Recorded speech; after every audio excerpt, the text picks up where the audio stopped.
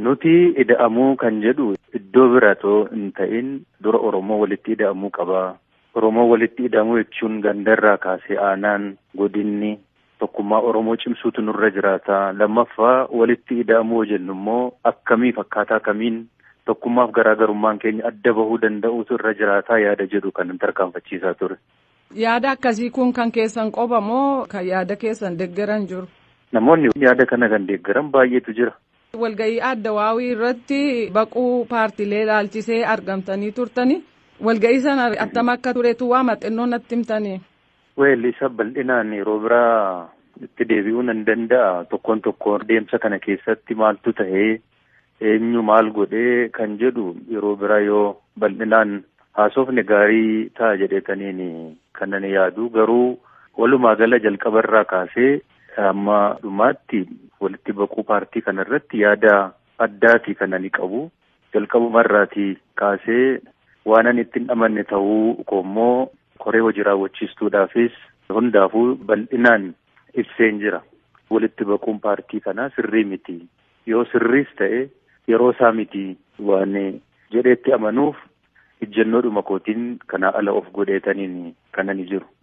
Maaliif hin ta'u kanani jedhee tokkoffaa nuti hooggantoonni Oromoo sabni Oromoo nu amanee gaaffii gurguddaa Oromoon nu amanee nutti kenneerutu jira. Isinii deebisna jenneenus waadaa gallee fi gaaffii kana ummanni keenya kan nutti kenne OPDO kaleessaa maqaatti geeddarree ODP goonee ODP'tti kan kenne gaaffii koo kana 1 2 3 jedhee lakkaa'ee naa deebisaa kan jedhe paartii akka biyyaatti amma hundaa'e kanaan itoo hin ta'in ODP'dhaani. Kanaaf gaaffii saba kanaa itoo nu hin deebisiin kana godhuun sirrii miti. Waadaa nyaachuu ta'a. Kanaaf akka lakkaa'ee nutti kennetti nu deebisuutu nurra jiraataa kan jedhu. Inni lammaffaa paartii kana walitti baqsuun yeroo isaa miti. Balaa baay'ee qaba. Yeroo cimumsaa keessa jirra. Yeroon kun yeroo ergisaati malee yeroo keenya miti. Yeroo ergisaa nuti amma hoogganaa jirru kana keessatti immoo rakkinoonni baay'een gamanaatiin nu mudataadha kan jiran. Kanaaf yeroo cimumsaa kana keessatti waan haaraa qabatanii gadi ba'uun yerootti eksperiment goonu miti. Yerootti waan haaraa qabannee baane otoo hin ta'in rakkinoota jiran sana keessumaayyuu wanti nu irratti xiyyeeffachuun nurra jiraata jedhee ani kaasee tokko biyyattiin nagaaf tasgabbiin qabdu waan ta'eef yeroo keenya bal'aan biyya tasgabbeessuu nagaa buusuu irratti hojjechuu nurra jiraata.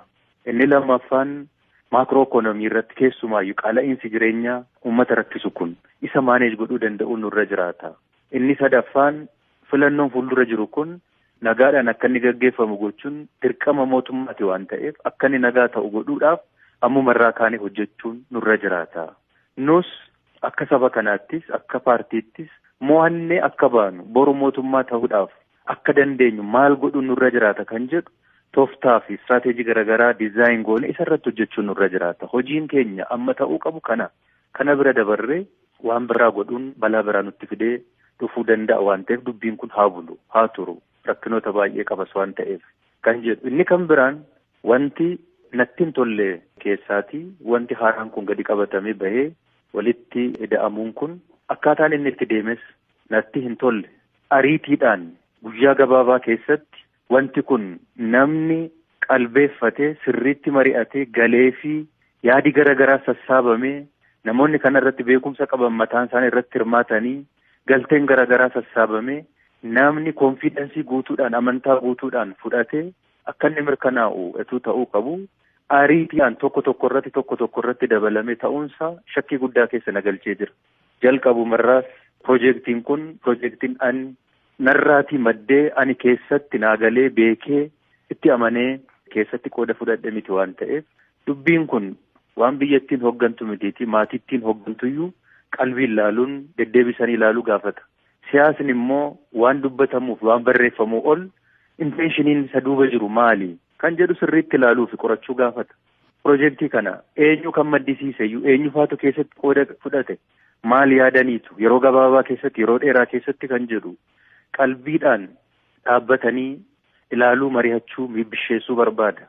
Sana qofa otoo hin ta'in inni kaleessaa sun fafa maalii qaba hanqina maalii qaba inni amma haaraa kun immoo sana akkamitti fooyyeessa faayidaa maalii qaba bu'aa maalii fida miidhaa maalii qaba kan jedhu wal bira qabanii ilaaluu gaafata. Kana waliin wal bira qabnee ilaallu wanta akkasiin ta'e miti. Anis beekumsa guutuudhaan keessatti hirmaadhee qooda fudhee yaadi koo keessa jiraatee kooti jedhee koo jechuun faayidaan saba kanaa eegsisuu danda'amu hin danda'u kan jedhu amantaa guutuu hanga irratti hin qabaannetti akkasumatti fudhachuun baay'ee na rakkisa waan ta'eef kanaan garaagarummaadhaan kanani dubbii kana hin fudhadhu jedhee bahe. Lammaffaa uummata keenyatti haa deebinu, uummata keenya haa dhaggeeffannu. Waan uummanni keenya hin barbaanneef hin jaallanne hin hojjennu ammaan booda jennee akka kanne uummata kana fuulduratti. Uummanni kunis nu amane. Amma yeroo kana keessa dhaabannee waan haaraa qabannee yoo gadi baanu uummanni kun baruu danda'utu irra jiraata. Beekuu qaba. Hayyuun biyya kanaa beekaan hawaasni goda jiru baruu danda'utu irra jiraata. Wanti kun nu baasamu nun baasu nu tahamu nun ta'u hanga jedhutti ilaaluu danda'utu irra jiraata malee namumti muraasti as keessa teenyeeti hodhinee fi itti ta'es ta'uu baate uffisuun nurra hin jiraatu waan ta'eef uummata mitiiti. Anumaafuu hin galle sirriitti. Hoggansuma sakaaniifuu sirriitti hin galle ariitiidhaan kan inni ta'e. Kun immoo deemee bu'aa fiduu danda'a jedhee hin amanu. Kana keessattis dubbiin kun nuufaa bulu nuufaa turu jedhee falmuu qofa otoo hin ta'in dhuunfaadhaanis kadhadheera nuufaa turu dubbiin kun hin nu miidha jedhee dhagahamni ani qabu hanga kana miti. Kana keessatti dhagahama ergan dhabe bubbulee jira. Waan keessatti ati dhagahamaa fi fudhatama hin qabne sagaleen kee iddoo hin qabne sababa gahaa qabattee itoo jirtu wanta akkasii kana tarkaanfachiisuun fudhatanii deemuun barbaachisaas miti waan ta'eef kanaaf ammas hamma naa galutti ittiin amanu hin taas jedhee yaadu kanaan garaagarummaadhaan kanan ba'e. Egaa akkuma beektan ODP'n diigameera kan jedhudha. Egereen keessan siyaasa keessatti maal ta'uuf deema? Garaagarummaa koo qabadhee dhaaba kana keessatti hanga bahina jedhanii murteessanitti garaagarummaa koodhaan nan falma. Ana qofa otoo hin ta'in namoonni quuqama qaban falman baay'eetu jira. Yoo nu ta'ee sirreessina nu ta'uu baate immoo uummata Oromoo waliin mari'annee waan waliin nu ta'u walumaan hojjenna.